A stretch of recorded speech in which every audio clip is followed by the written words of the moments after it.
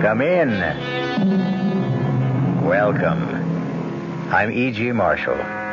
Welcome to the world of terrifying imagination, to the fear you can hear.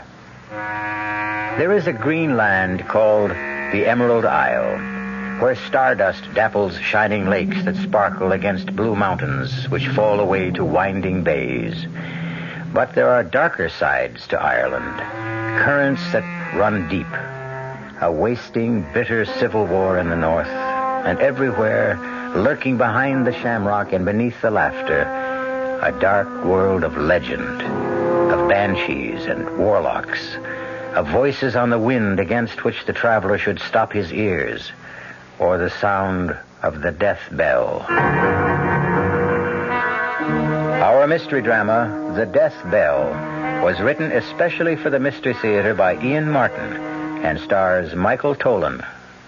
It is sponsored in part by Anheuser-Busch Incorporated, brewers of Budweiser, and by the Kellogg Company, makers of Kellogg's Special K cereal.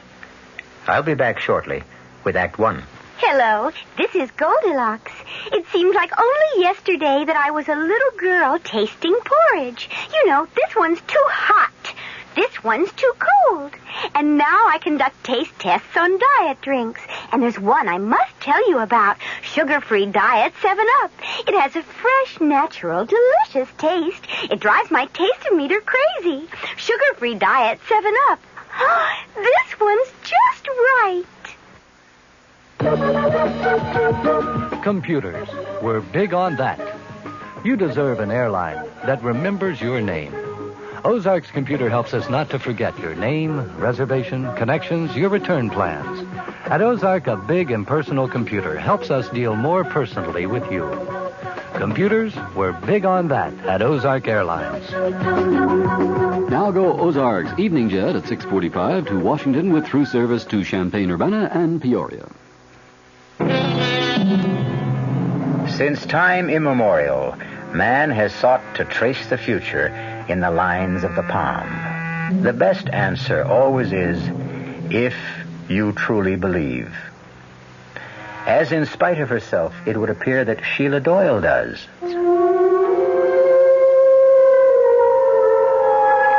The moment I clapped eyes on Denny's cousin from the States, Brian Mackin, there was a bogle tugging at my skirts. And the one look in his hand ran the blood in me cold, for I never saw a shadow plainer.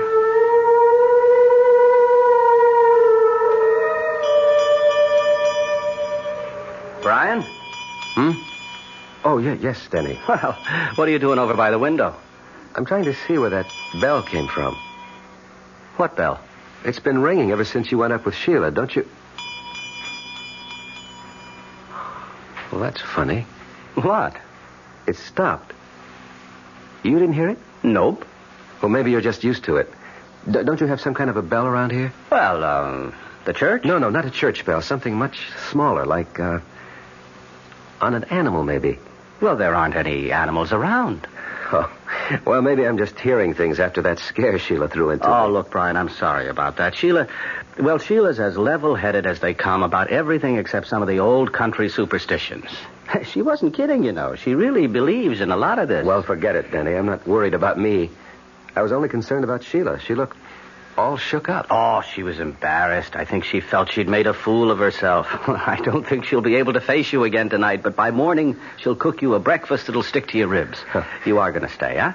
Oh, I can take the car and run down to the local inn. No, sir, not on your life. My cousin comes all the way from the States. I don't let you get away till we do some catching up. Catching up? Yes. I want to hear all about your wife. My wife? Yes. Sheila and I are so sorry she didn't come along with you. She wasn't feeling herself at the last moment. Yes, I know, so you said. You see, this isn't so much a trip. It's more a sort of pilgrimage. A what? I want to find Carrie Kleiner. I want to see it for myself. If it exists. What do you mean? Well, Brian, I always understood it was just a family legend. You mean to say you've been here in Ireland now for 3 years and you haven't tried to look it up? Man, it's near 250 miles from here and I haven't a car. Anyways, it wasn't my side of the family. Well, it was mine. Or should have been. At the very least from my mother's side. You know that. Well, I honestly don't. All I know is that my mother used to ramble on when she got older about how there was royalty in the blood somewhere far back and the ancestors lived in a castle in the north. Carrig, Clena. It was a castle. Huh? The Carrigs were said to be in the direct line of descent from Brian Boru himself. And it was a family custom to name the residence for the family name and for the wife who reigned over it. My great-great-grandmother, Clena, was married to the last of the line, Lord Carrig. Your great-great-grandfather? That's one of the things I'd like to find out. See, I think he was. You think? Lord Carrig didn't. He killed Clena and threw the man he said was her lover from the balcony over the sea to be smashed to death on the rocks below. And he sent my great-grandfather to be brought up by his wife's family, the Mackens. Your great-grandfather? You mean Carrig's son? He refused to recognize him. Claimed he was illegitimate. I see. Well, now, look. Looking for an old lost castle is as good a way as any of spending a vacation. You'll get a chance to see a good bit of Ireland on the way. Now, come on. Let's go get your bag out of the car, and I'll show you to your room.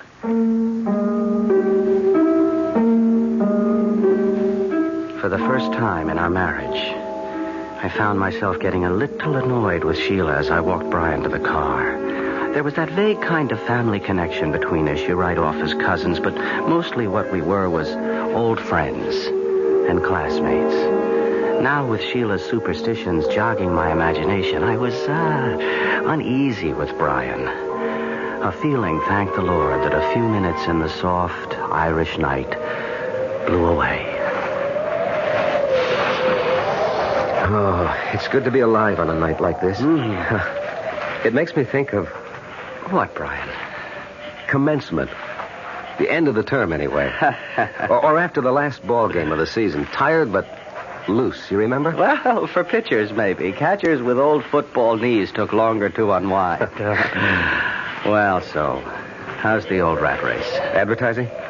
Oh, it still goes round and round. Hamsters on a cage wheel.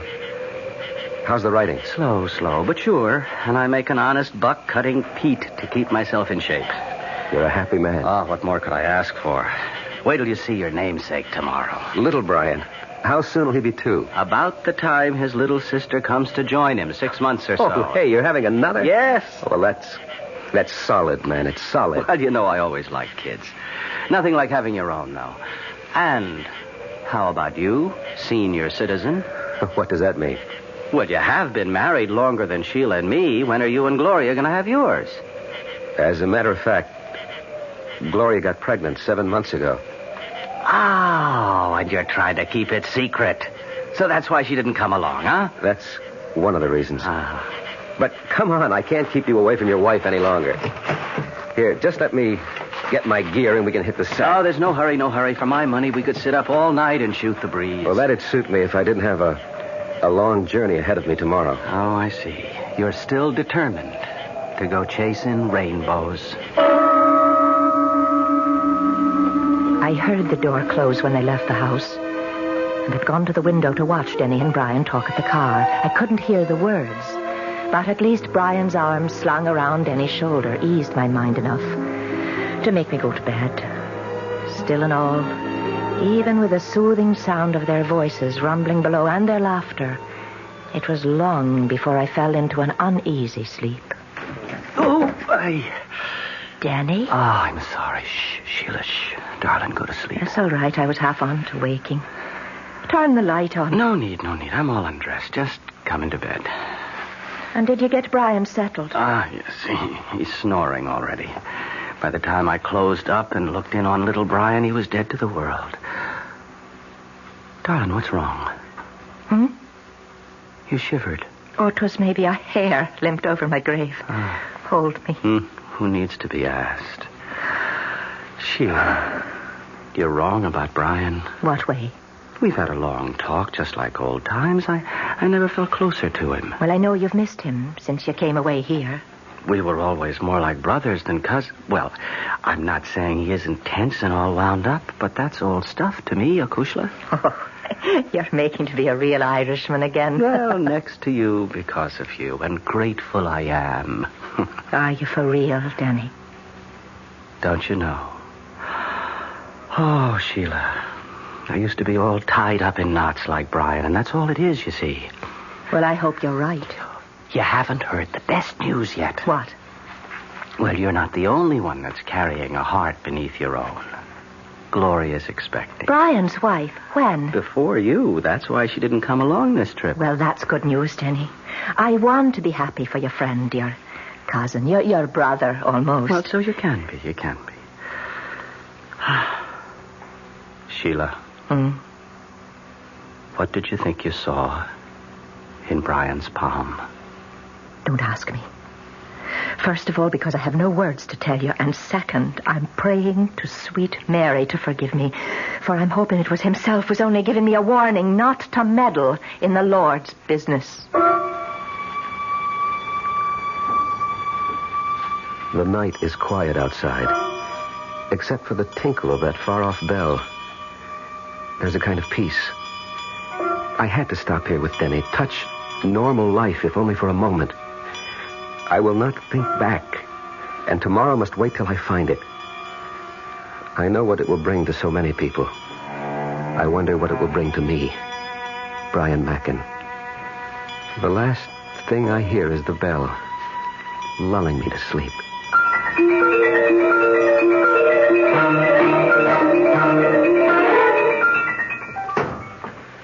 Well, that does it. All set for the road. Oh, I wish you didn't have to go so soon. So do I. Will you stop by then to see us on your way back? I don't know if I'll be coming this way, Sheila. Oh, try to make it. And Brian. Yes? The farther north you get, particularly beyond Sligo, hug the coastline all the way. Please, don't go near the border. Ulster, you mean? There's still a lot of trouble. I wish you'd forget the whole thing. Except I won't. Well, man, it's like looking for a needle in a haystack. And if there ever was a Carrick-Clana, it's probably nothing but ruins by now. If there ever was one, I'll find it. And I think I will. And if you should, what would it prove? I don't know. Goodbye, Brian. Come again. I'll try. Bye, Denny, old pal. I'll only say au revoir. And it's glad I am to have met you, and forgive me for last night. The gypsy's warning? I don't know what came over me. Think nothing of it. Well, so long, chum, and drive carefully. I hope you had a good night's sleep. With the good company and the good air, what else? Even the little bell I finally got used to. And off I went like a log. So here goes. Hail and farewell.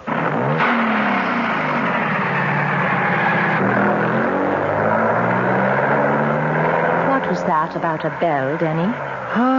Search me, Mavourneen. When I came downstairs last night after I took you up to bed, Brian was by the window.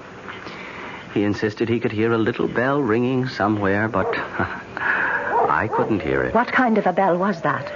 Like it was on an animal, he said. Not like a cow, but more, say, like a goat. The Lord and all his saints be praised. No, what is it, Sheila? We should call him back. He should get out of Ireland. Oh, what are you getting all riled up about now, honey? I told you he was holding the shadow of death in his palm. Now I know I made no mistake. There's no bell in this town he could have heard, like you said. Except one. What? The one that's only heard by him it sounds for, and I know it for sure. 'Twas the death bell. Is Brian Mackin really marked for death? And if so, how soon? And how? We will return shortly with Act 2.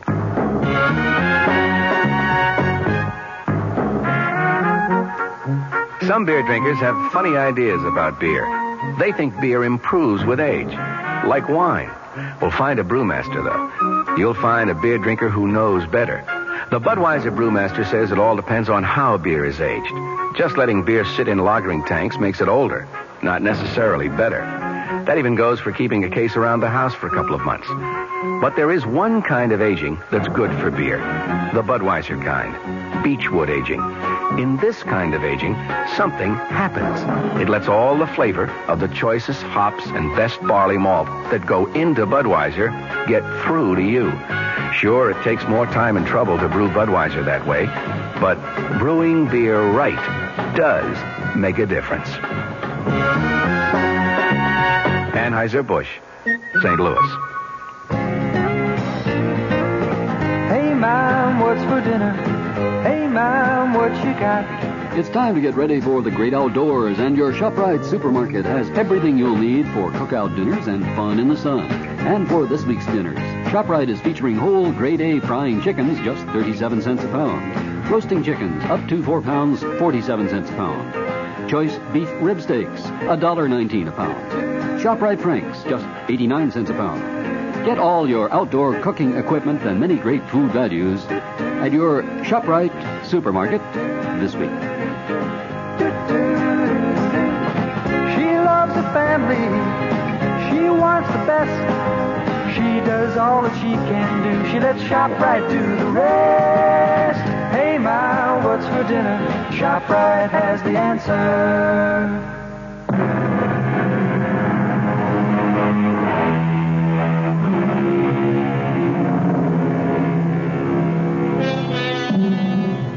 250 miles is a short day's drive as we reckon it in the good old US of A.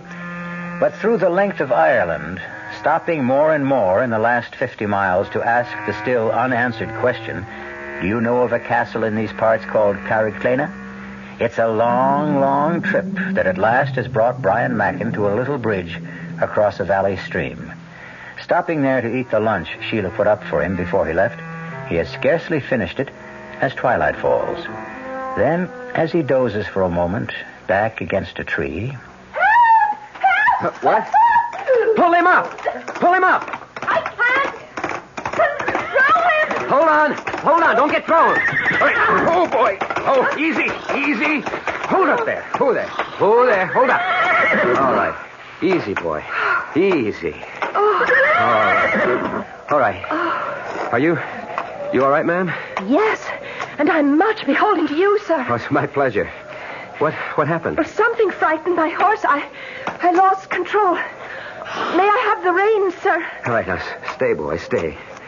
Here you are. Oh, thank you, Mr. Brian Mackin. How do you do? I am the Lady Clena Carrig. What? I said I'm Lady Carrig. Of Carrickclena? Well, naturally. Then it does exist. I should hope so. I was just on my way home. Where is it? Just across the bridge and over the hill. Oh, now that I've regained my composure. On my soul, you do look familiar. I didn't catch your name. Brian Mackin. Oh, no. No. You must be mad to try to intercept me here. Run, Brian. Run for your life. Reach him. Get. Wait a minute, my lady. If you value your life, stay away from me. I am frozen at her sudden flight. Then suddenly I find myself running after her, laboring for breath over the last burst to the crest of the hill. Oh, damn, the light going. But where? She couldn't have just disappeared into thin air. But she had. In the lowering darkness, I can see the long sweep of the countryside down to the rocks and sea cliffs. And there's no sign of horse or rider, or of any destination they might be bound for, nor any road for a horse to follow, much less my modern car. For the moment, I realize I must return to my car and seek some lodging for the night.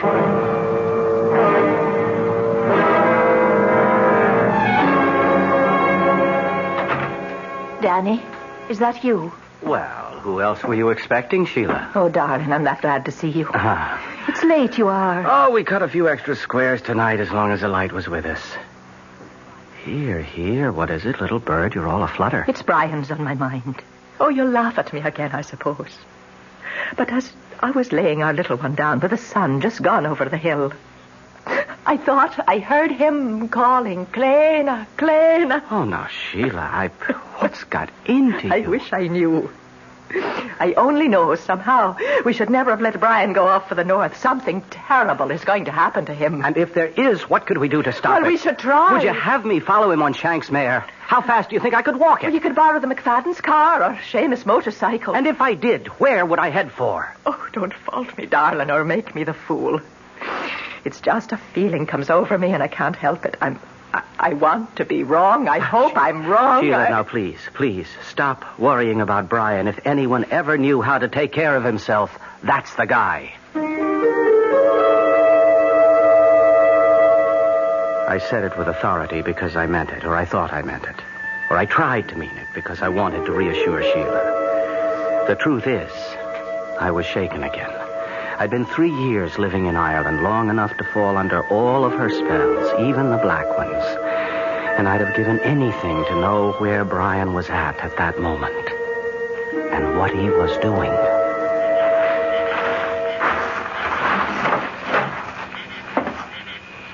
Excuse me, gentlemen. Sorry.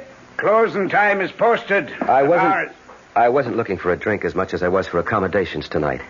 Well, now, as to that... I'm willing to pay well for it. An American, is it? Well, for that much, I suppose we could be after finding your room and a bite to sup. And perhaps a little information?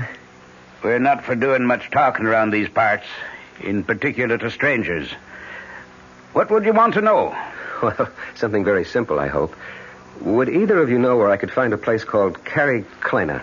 Carrick-Clana? Yes, now.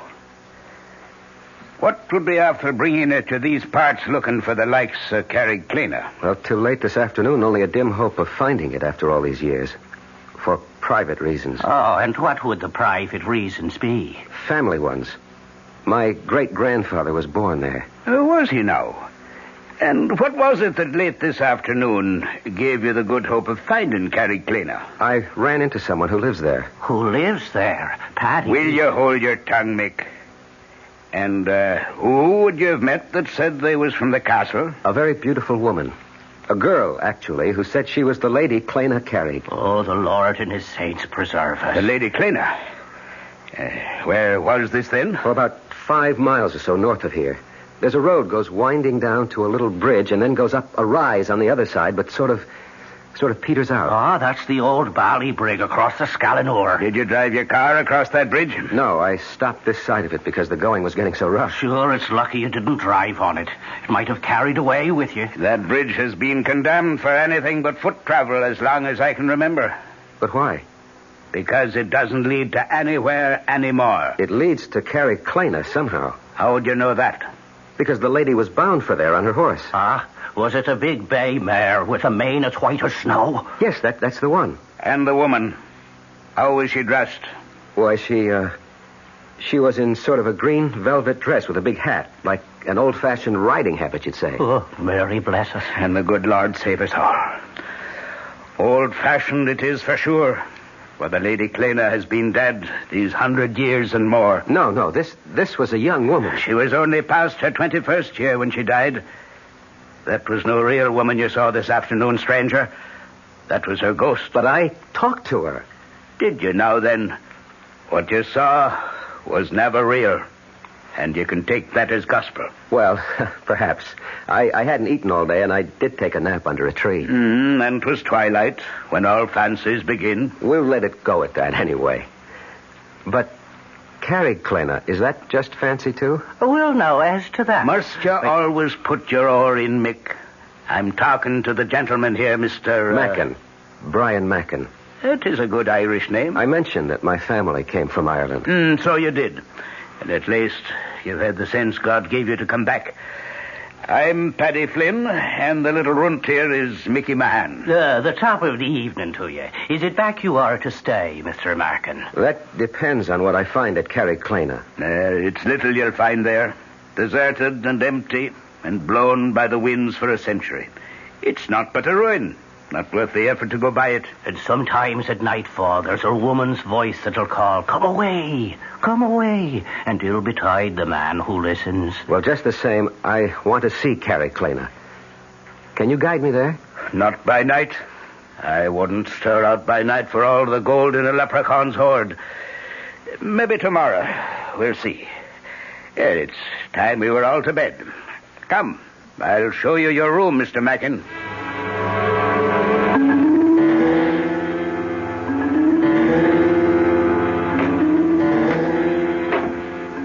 Do you think he's from the police? I don't think so, but I'm taking the chances. Sure, and what are you doing there? I'm making Mr. Mackin a little nightcap, as he requested. Only it will be a little stronger than he expected. How is that, Paddy? Sure, I'm giving him a little extra dividend. Your namesake, as you might say. Who will that be at all? Mickey been? I never heard tell of him. Well, now, that's because he emigrated to Chicago, USA, long before your time and mine. But he gave his name to what's in this little bottle here. Well, looks like no more than bog water. It'll make you sleep a deal sounder. Now then, you'll take this drink up to him, whilst I go arrange for the truck. It is a good thing we have a full moon to work with this night. To work? Isn't it obvious the guns are no longer safe at Carriclana? We'll have to have them up and away over the border by morning, before our American gets to nosing about. Wish 'twere that going by the castle by the dead of night. How else? But she'll be walking again by the full moon. You heard Mr. Mackin saw her abroad and scarce before dark. What kind of soldier are you, Mick, that starts at shadows? Now, let's have no more nonsense out of you. And away up with the drink to Mr. Mackin.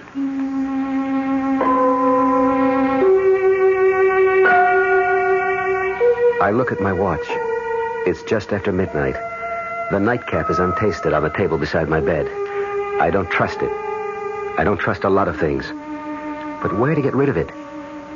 A vagrant memory drifts across my mind of jokes among old country people. A quick look under the bed, and there is the receptacle. It's a matter of a moment to empty the glass in it, and none too soon. I can hear stealthy footsteps approaching. Don't use the curse, Mick, unless there's trouble. If there is, I'll put him to sleep myself. Mr. Mackin? Mr. Mackin? I think he's away. Follow me. He's dead to the world. We'll check that out. He's drunk it. Will it keep him quiet long enough? 8 to 10 hours. And even when he wakes, he'll not want to leave his bed. Now come away, man. We've much to do.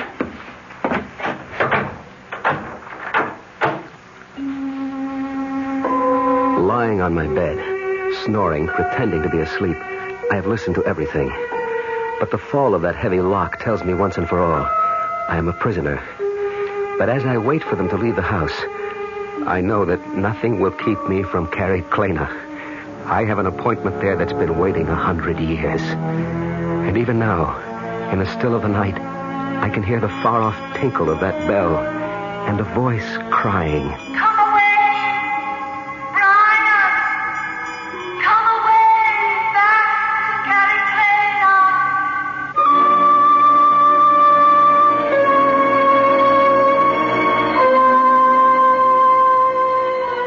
I will return shortly with Act 3.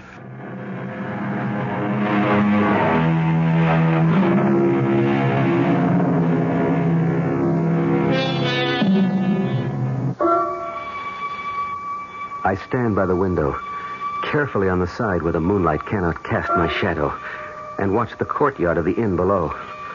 A small truck like a weapons carrier is there, and Patty and Mick climb into it. In a moment, it has gone to a destination I can only guess. By the time I am out the window, clambering to the courtyard and into my car, there is no hope of following, particularly when I find my distributor cap gone and my car useless. It's a long, agonizing walk for 5 miles, even on a moonlit night. And by the time I have crossed the bridge and climbed to the ridge above, I am at the ragged edge of exhaustion. But there is a reward. Far below, against the restless sea, there are pinpoints of light that move. I am near the end of my pilgrimage, and the bell is sounding again.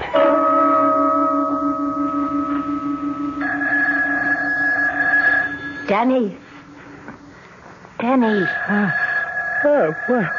What is it, Sheila? The phone, it's ringing. Well, what time is it? It's 3:30 in the morning. Well, who could be calling us now? I don't know.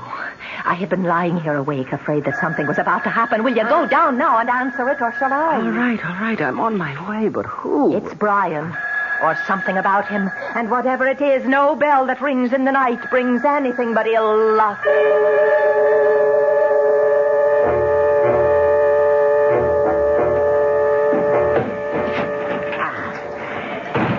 Is that the last of them? Not by a long shot.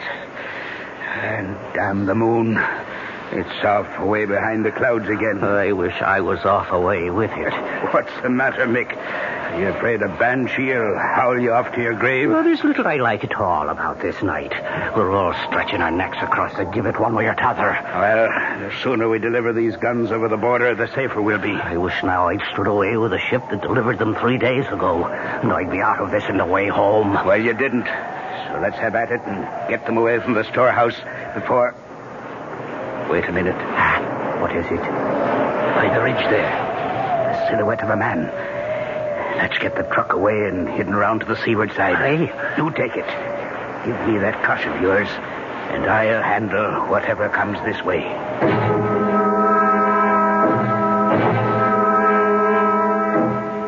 Yes, Sergeant, he was. Well, he left yesterday morning about 9. All I know is he was headed somewhere north of Sligo, Galway Bay area. Yes, he was looking for a place named Carrig Clena. No, not at all. And please, he's a cousin of mine and a very good friend. You will keep us notified and let us know what's happening. Yes, I'd appreciate that. Thank you. What is it, Denny? Oh, what are you doing out of bed, Sheila? Who was on the phone? You said Sergeant. It was Liam Flaherty of the police. Oh, Sheila, there's all hell to pay. Tell me. There was a tracer from the States. They called the local here to get in touch with us. Why? The police in America. They're trying to get in touch with Brian. What has Brian done? That isn't the point. It's what's been done to him. What? Brace yourself, my darling. Somebody murdered his wife.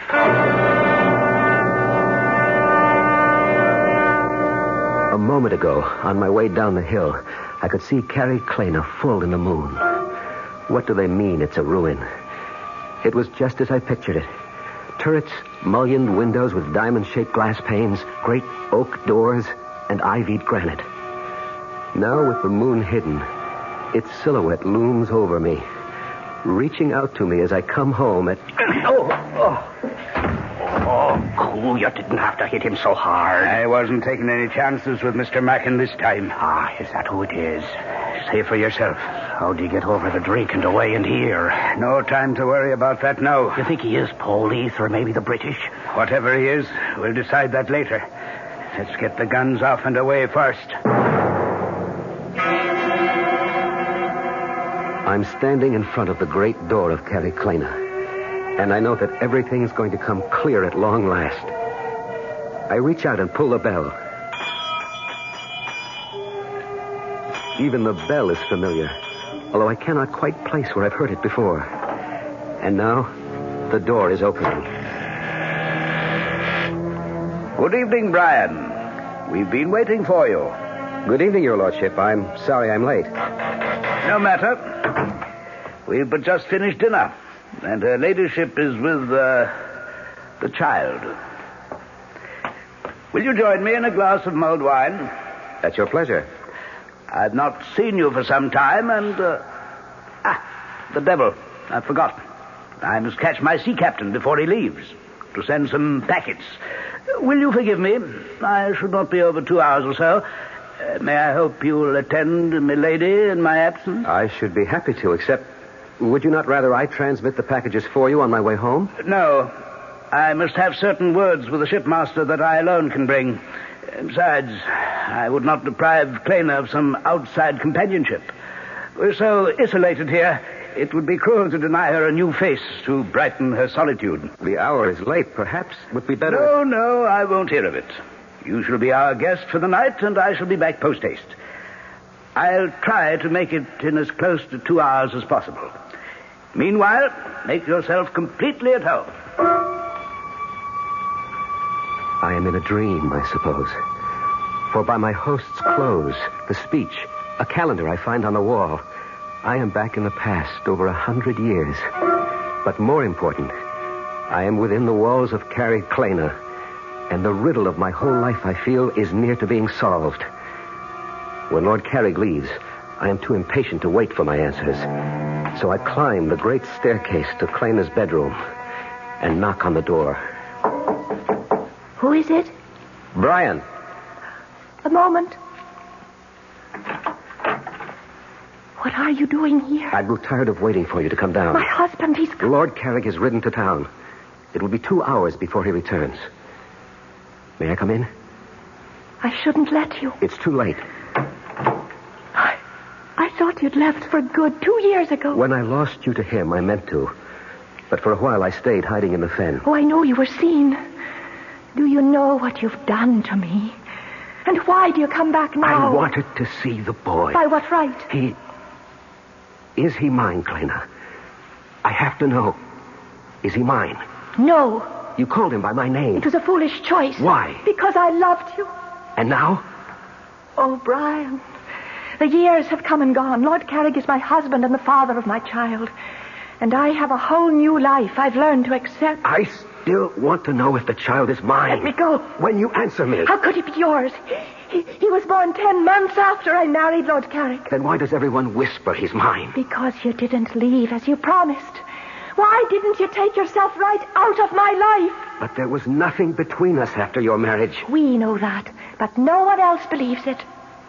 They still think the child is mine. Even Lord Carrick. I can't imagine why he could have welcomed you here tonight. I can't tell you how he... Wait a minute.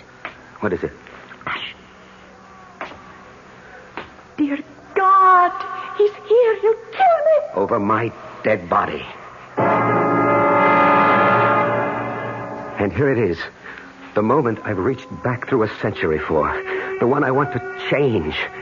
It's today I want to bring back. And Gloria and my own child that I killed in one moment of anger and hate as Lord Carrick plans to do with me and Clena now. I have only one chance of bringing Gloria back. To change history. Or at least to set it right. He's coming up the outside balcony stairs. Through the French windows. Run, Brian, he'll kill me if he finds you here. I'll kill him first for doubting you. In heaven's name, no. Lord Carrick, hold. So once again you tried to steal my wife. Put up your dagger. I am unarmed. So much the better. You first, and then my wife. This time not so easily. I'm not the hunted, but the hunter. Look to yourself! He stands with his dagger half raised, frozen with inaction as I hurtle myself towards him, hands raised to shield and grapple and destroy him. But what I reach for is nothing but a shade. My outstretched hands grasp only air, and my hurtling body passing through his spectral waist crashes full tilt against the crumbling battlement, which gives way like powder. And of a sudden, just like the lover in the ancient legend, I am plummeting like today's skydiver towards the rocks below. And in this awful moment, I know that I was just as wrong about my wife, Gloria, as Lord Carrick was 100 years ago about Clena. Small comfort now to know that I am legitimate as the rocks below rush up towards me like an express train, and I am no more.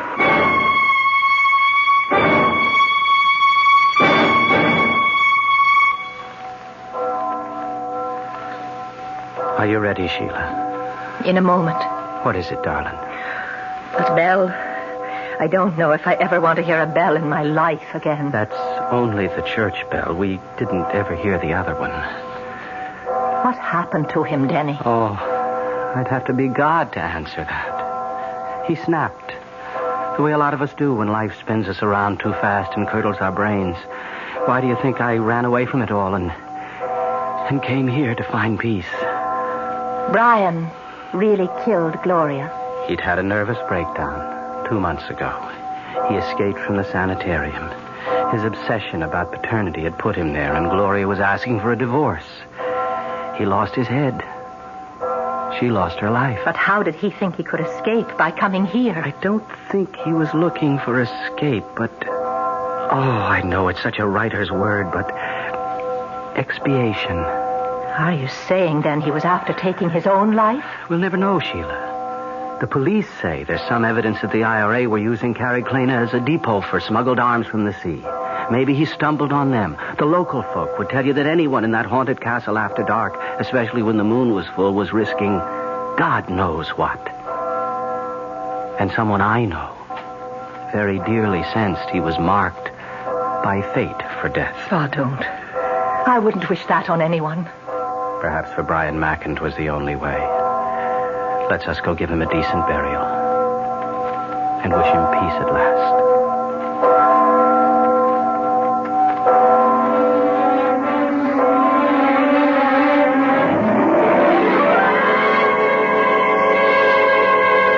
A strange tale. A tortured man who borrowed a century-old sorrow and carried it on his back like the old man of the sea. Small wonder he broke eventually under the senseless strain and ran amok. A man to be censured, but also to be pitied. A man for whom the death bell sounded. Let his epitaph be John Donne's, lest you stop to criticize too harshly. Ask not for whom the bell tolls. It tolls for thee. I'll be back shortly. Oh, sure. You can talk about good-tasting diet drinks, but I know. I'm Goldilocks, and here at my taste-testing laboratory, I taste-test them all. And nobody's been drinking my diet drinks until I tested sugar-free Diet 7-Up. And then, kabloomy! Every bear wanted some. Diet 7-Up is fresh, natural, delicious. Sugar-free Diet 7-Up. This one's just right. North Jersey is certainly getting a higher yield this spring, especially with Suburban Savings Special High Yield Savings Certificate that you can raise for fun and profit. All you have to do is plant a modest $2,500 minimum in Suburban Limited Issue 7.50% Savings Certificate. Then put your certificate in a nice safe place. Suburban takes care of the rest by compounding interest continuously from day of deposit paid quarterly. You'll get a nice healthy 7.90% effective annual yield on your 7.50 savings certificate when you let it grow from 4 to 10 years. Early withdrawal prior to maturity is, of course, subject to a substantial penalty. So for a nice healthy 7.90% annual effective yield, grow Suburban's 7.50% savings certificate for fun and profit at any Suburban Savings office in Bayonne, Edgewater, Elmwood Park, Emerson, Hackettstown, Morris Plains, Nutley, Paramus, and Sparta. Our cast included Michael Tolan, Marian Seldes, William Redfield, and Guy Sorel. The entire production was under the direction of Hyman Brown. Radio Mystery Theater was sponsored in part by new sugar-free Diet 7-Up. This is E.G. Marshall inviting you to return to our Mystery Theater for another adventure in the macabre. Until next time, pleasant dreams.